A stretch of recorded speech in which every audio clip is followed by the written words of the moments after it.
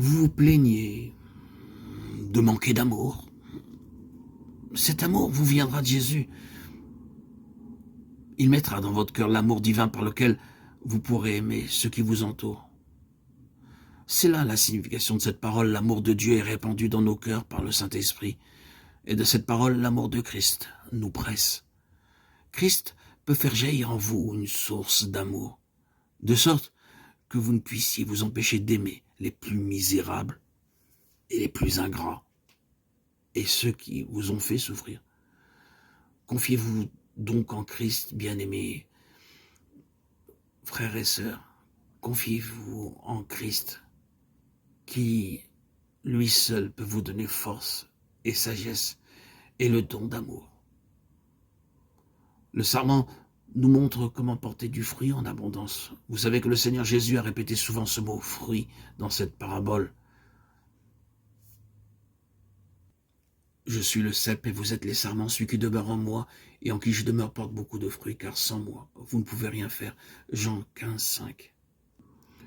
Jésus parle d'abord de fruits, ensuite de plus de fruits, puis de beaucoup de fruits. Oui, nous avons reçu l'ordre non seulement de porter du fruit, mais de porter beaucoup de fruits. C'est ainsi que mon Père sera glorifié, si vous portez beaucoup de fruits. En premier lieu, Christ dit « Je suis le cep et mon Père est le vigneron ». Mon Père est le vigneron qui prend soin de moi et de vous. C'est lui qui veille sur les rapports entre Christ et les sarments du divin cep. Et c'est par la puissance de Dieu, à travers Christ, que nous portons du fruit.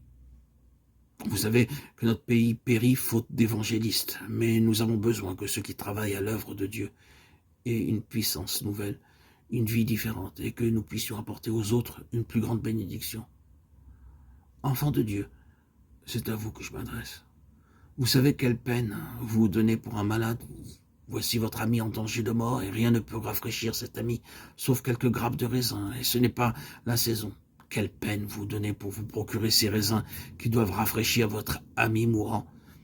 Et autour de vous, il y a des millions de gens qui ne vont jamais dans un lieu de culte, et bien d'autres qui vont à l'église, mais qui ne connaissent pas Jésus-Christ. Et les grappes célestes, les grappes de la vigne divine, ne peuvent être obtenues à aucun prix, à moins que les enfants de Dieu, les sarments du cep divin, ne portent du fruit par leur vie de communion intime avec Christ. À moins que les enfants de Dieu ne soient remplis de la sève de la céleste vigne, à moins qu'ils ne soient remplis du Saint-Esprit et de l'amour de Jésus. Ils ne peuvent produire beaucoup de fruits. Il y a beaucoup de travail accompli pour le Seigneur, beaucoup de sermons, d'études bibliques et de visites, beaucoup de combinaisons, beaucoup d'efforts de toutes sortes. Mais il y a peu de manifestations de la puissance de Dieu.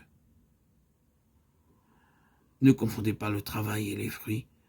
Il peut y avoir un travail important accompli pour Christ sans que ce travail soit le fruit du divin cep. Ne recherchez pas uniquement le travail.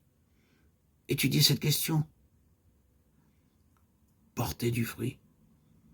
Cela signifie le cep divin lui-même venant dans votre cœur et dans le mien.